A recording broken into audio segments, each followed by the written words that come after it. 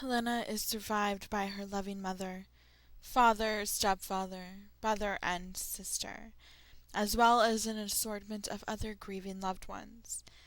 A thing about loss is, I tuned the preacher out at that point. I didn't want to hear what he had to say. I didn't think it would offer any ounce of comfort. The inside of the church was decorated with an assortment of flowers, ribbons, crystals. I had never before in my life been to such a gaudy service. It was my mother's doing, of course. It had her style written all over it, and none of it even whispered Hunter. I didn't really care. This was more for my mother than my sister. All of it was. It was always about her and her image. I turned my head slightly, looking back at the crowd behind me. There were a lot of people. A lot of them I didn't even know. The horde was peppered with adults, elders, teens, and even some kids. But it was rare that I saw a face I actually knew. Ryan was there, as he had promised. When he caught my glance, he smiled a shy but assuring smile at me. A few of the kids I ate lunch with had shown up too. Most of them were my mother's friends, though. I don't even know if any of them had even had a connection with my sister. "Turn around," my mother hissed low in my ear. I sighed and straightened up. I had tried to get away from her, to sit on the other side of my grandmother, but my mom said that the immediate family was meant to sit together. So, in order to avoid a confrontation, I obliged her obsessive and compulsive demands. Instead, I was between her and Shane. Max was squished between Mom and Jack. I actually felt bad for him, considering the two were hugging tightly. The kid looked uncomfortable and embarrassed. It was actually kind of amusing. Shane looked half dead. His face seemed even hollower than it had the day before, and his eyes were almost swelled shut from crying. It reminded me of how I had looked before I cleaned myself up. He clearly didn't give a fuck how people viewed him. A few words into the preacher's sermon, he had doubled over and began sobbing uncontrollably into his palms. He did his best to stay quiet, but he had still drawn attention. Mom was staring at him with the nastiest scowl painted on her face. The preacher just seemed as if he pitied him. Jack seemed annoyed, as always. Everyone else was just confused because they didn't even know who he was. I did, and I understood. I wasn't much for comfort. I didn't necessarily like being consoled, and I wasn't good at offering the same extension to others. At that moment, I could see how broken down and defeated Shane seemed. He had lost the love of his life, and was in a strange place with hostile inhabitants. So at that moment, I pushed away all my insecurities and uneasiness. I wrapped one of my arms around his heaving shoulders and hugged him close to me. My other hand found his, and I squeezed. Shane leaned into me partially, still sobbing. I rubbed his back and just let him, shooting anyone with disapproving looks the dirtiest stare I could manage. They didn't understand how it felt to lose the most important person in their life. We did, and it was hard. My mind drifted back to the time when Hunter and I were children. She was the best friend I could have ever asked for. We did everything together, to the point that we didn't really need anyone else. I remembered this one time where she had been feeling especially mischievous. She was 14, and I was 12. She'd just broken up with her first boyfriend. She'd apparently caught him kissing this girl that she hated, and had absolutely blown up on him. She wanted the sweetest revenge possible, so she gathered all the pranking supplies she could find, and we set out on what she called an adventure. We had a lot of adventures back then. Anyway, she and I went to his house and did the classics: egged, toilet papered. We even took one of those semi-permanent car window markers and wrote things like scum, heartbreaker, and cheater on his car. He was a bit older than her. The next day, Hunter told me. He came to school furious and screamed at her in the middle of the hall. She just stood there, smiling up at him as he grew red in the face from his anger. One of the teachers heard him, and he apparently had gotten detention for the rest of the week. As she recounted the story, she howled in amusement and joy. I just giggled along, glad to see my sister happy. When Mom found out, she sprung a gasket. She grounded Hunter and I for a month. The revenge was much sweeter than the punishment, and we were just happy to see that doucheweed get what he had coming for him. I wish I could have gotten my ex back like she had. Comfort for those who are hurting lie in the knowledge that the departed is no longer in pain, the preacher was saying when a loud slam from the back silenced him. Everyone in the room jumped. Shane jerked his head upright, and we both spun around to see the origin of the noise, as did everyone else. Standing there, in the front of the door, was, of course, Dorian. He was dressed in another black suit. This time, however, his dress shirt was buttoned all the way up and decorated with a red tie. His eyes were covered with dark black sunglasses. He plucked them from their place, exposing his gorgeous eyes. He looked around the room, meeting everyone's gazes. They didn't seem to even faze him. Instead, he just smiled, and each and every glare. Then he met mine. His smile grew from charming, "What's up, guys?" to "Hi there." And he winked. He fucking winked at me. "Carry on," he said, raising his hands in mock defeat. He moved down the aisle between the pews until he was as close to the front as possible. He plopped down in the closest spot. Everyone turned back around, except for my mom, Shane, and I. Mom grimaced at the new attendee for a few more seconds before returning her attention to the preacher. I could feel Shane tense beside me before he turned back around. I lingered a bit longer, staring at Dorian's handsome face. Dorian's eyes never left mine, and his smile never faltered. He waved at me, a small wave, just for me. I smiled slightly at him and waved a mini wave back. With a deep breath, I turned around. I didn't want to give my mom a chance to hiss at me, and I wasn't sure what would happen if I continued to stare at him. I steadied myself and tried to focus on the words that the preacher spoke. "We are now going to break up and move the service to the gravesite. Please follow me outside," the preacher finally said. He stepped down from the podium and moved out the door at the other end of the room. The congregation rose and followed out the same door. I took that chance to lose my mom and family, moving to the back of the line. I tried to lose myself in the crowd of people, hoping that my mom wouldn't notice my absence, and if she did, that she wouldn't look for me. I breathed a sigh. I just needed a moment without my family. "Hiding, are you?" A familiar hum caught my attention. I glanced over my shoulder to see Dorian walking close. "For my mom," I admitted. "Oh? I haven't had the pleasure of meeting her yet."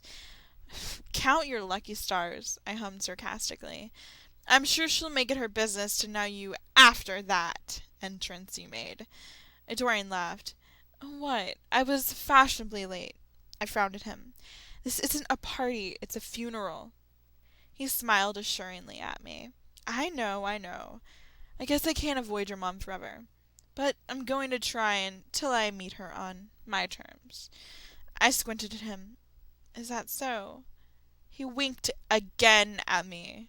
"Oh, yes, it is." He paused. "So I've heard that you're having a banquet after the funeral." I shrugged. "It's my mom's thing, as always, but yes." "Am I invited?" "Well, it's really for the family and a few close friends." "What, we're not friends?" I rolled my eyes. "Yeah, sure we are. Except I barely know you." "And then just give me a chance, Ozzy. Can I come?" I shrugged and sighed. "Sure. Why not? I guess you knew Hunter better than most of the people who will be there." He smiled at me. "Thank you." We had made it outside by then. Though Dorian and I had been walking at the back of the crowd. Everyone was crowded around the graveside to the point that I couldn't even see. I sighed. It was a bad idea to try and get away from my mom. Now I couldn't even see what was going on. Everyone lined in front of me was a lot taller than my 5'4" frame, and it blocked my view. I wanted to see my sister's casket. I had to. This was important to me. I tried to push between a few of the men, but they just moved in my way and mumbled rude back at me. Damn it, I grumbled. I crossed my arms and pouted. Allow me, Dorian whispered in my ear. He shoved between the two men, grabbed my hand, and pulled me forward. Hey, one of them shouted, but he just ignored them. He charged through the crowd until we pushed out of the sea of black.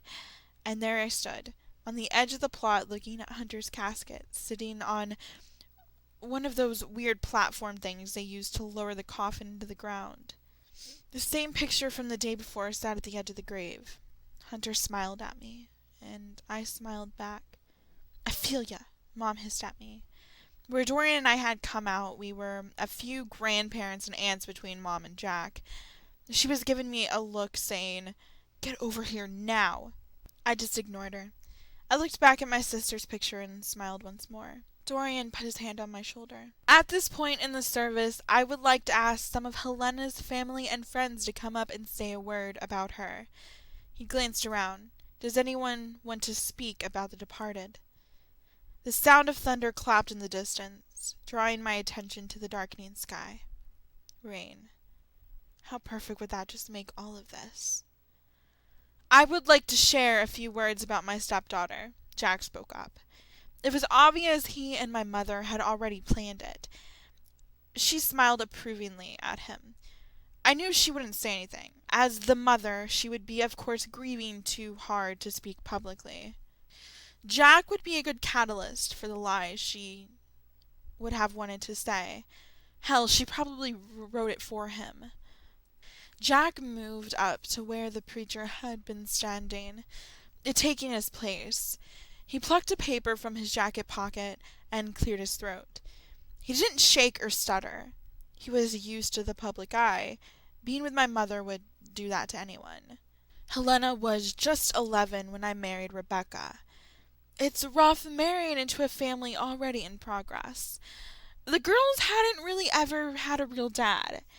And I tell you, that is a tough role to fill, especially when you have no fathering experience. We did too have a real dad, I grumbled. Dorian was the only one who seemed to hear me. He squeezed my shoulder. But I tried my best. At first, Helena and Ophelia both weren't very accepting of me. I think it was around the time that Maxwell was born. Helena was having a father luncheon day at her middle school. She came home crying because she didn't have anyone to take. I tried calling up Leo, but he didn't answer. So in his place, I showed up. The smile on Helena's face was just heartwarming. We had lunch together, and she introduced me to all her little friends. I think that was when she really started accepting me as a parental figure. I also think that was the day I started viewing her as a daughter. That's bullshit. He went because my mom forced him to, I hissed under my breath. When Helena got older, she became a little troubled. But she was a good girl. It was a teenage phase, and I want you all to understand that. She was complex, with many layers and many sides. I had the honor of being close with her, of being her father. Her death is untimely. She was only 20 years old, so young with so much life that she's going to be missing out on. I don't mourn that she is gone from my life. I mourn for her, for the life that she is missing out on. I will miss her, and as we all will. But she will miss us, and she will miss her future. Helena was a good daughter, and she doesn't deserve to not be a wife and a mother. I noticed Dorian looked down at that. He stared at his feet. The loss of a young life is a sad one. She will be missed. Jack stepped away and moved back to his spot beside my mother. He hugged her. The preacher returned. "That's all bullshit," I uttered. "Does anyone else have anything to say?" he asked, looking around the crowd. And one by one, people moved forward to speak kind words about my sister. And they were all lies. There was my aunt, my mom's sister. who had moved to Los Angeles before we were born and had only seen Hunter and I a handful of times in our lives. Then Hunter's junior year science teacher, who, as she told me, had repeatedly hit on her like an old creep. After that, one of my cousins spoke. Hunter had beaten the hell out of him a few years ago because he slapped me during a confrontation. Next, one of my mom's elderly friends came up to tell how great a girl Hunter was. Hunter and Cheetah had hardly spoken, and the one time that they did, she had tried to lecture my sister. Hunter called her a dusty old bag of bones and proceeded to yell at her how she wasn't the boss of her. Finally, Hunter's ex-boyfriend, whose arm she had broken, went up to talk about her. I just wasn't sure how they could find the words to blatantly lie in front of the whole crowd and a preacher. None of these people even know her, I whispered to Dorian. I looked down at my feet in anger. He rubbed my back. It is all great of you that you have such nice things to say about this girl, the preacher said, reclaiming his spot. Is there anyone else? No one moved forward. It's nice to see a community come together in their mutual respect for this young girl. It is truly clear that she has touched each and every one of your lives. I would like to close this with, wait, I interrupted, without even thinking. When he became quiet and all the eyes went to me, my face turned hot. I'm still not sure why I did it. Why my mouth had interrupted before my mind even knew what it was doing. A part of me just couldn't bear all those people being the only ones to speak about my sister. They didn't even know her, and they certainly didn't have any love for her. Someone who cared had to do it. I had to do it. I owed it to her. Ozzy, Dorian asked. I have to, I whispered. I pulled from his touch and moved over to where everyone else had been standing. I took a deep breath, steadying myself. I didn't even know what I was going to say, so I just started speaking. I didn't plan on coming up here, I said. I didn't have a speech prepared. I haven't even thought about speaking. I think I must, though. I glanced around at all the faces. My mom seemed absolutely shocked. Jack was blank-faced as always. Shane smiled a sad and teary smile at me. Dorian gave me an assuring grin. You can do it, he mouthed before winking. I took a breath. A deep breath. I loved my sister. More than I have ever loved anyone in my life. She was my best friend. She and I spent our entire lives together, and I can't imagine my life without her. I honestly don't know what I'm going to do with myself. I knew her. Truly knew her. And there are many people who have the honor to say that. I looked between Shane and Dorian. They both smiled. But there are two that I know of. Many of you guys know that a few years back, Hunter left us. I'm certain none of you know why, though. She left home to be with the man that she loved. With her loss, she left him behind, her fiancé. I motioned him. Shane has taken this so hard. Harder than any of us, but he has gotten no recognition as anything. I saw my mother glare, but I ignored her. My sister had a life outside of this town. Something not many of us can say. You all may know her as a troubled teen or a troublemaker, but that wasn't her. She was much more than that, and you all have to see it. I know you all came up here with kind words, but you don't fool me. I know the truth. I hadn't meant to start that rant. I'd certainly not hear the last of it from my mom. I'd gone too far to turn back now. And I get it, guys. She was terrible. I tried to smile, but it contorted on my face to something I'm sure looked stupid.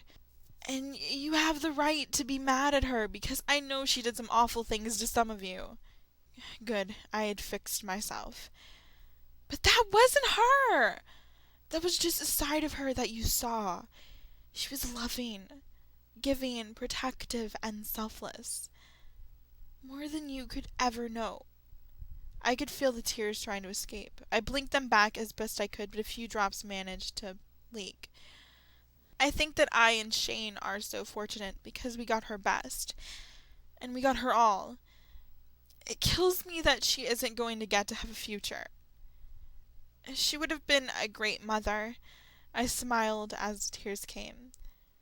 She would have taught her daughter how to be wild and free, how to live the best life possible. The little girl would have been so spoiled and so lucky to have a mother as great as my sister would have been. It breaks my heart that that is no longer a possibility. I hate that she is never going to get to do those things that I know she wanted. Dorian looked down. I don't know what I am going to do without her. A big part of my life just vanished with her gone. And I know I can say the same for Shane. Shane nodded at me. I loved my sister, and she loved me. The tears were streaming out now. My words broke off into sobs. I couldn't even move from my spot.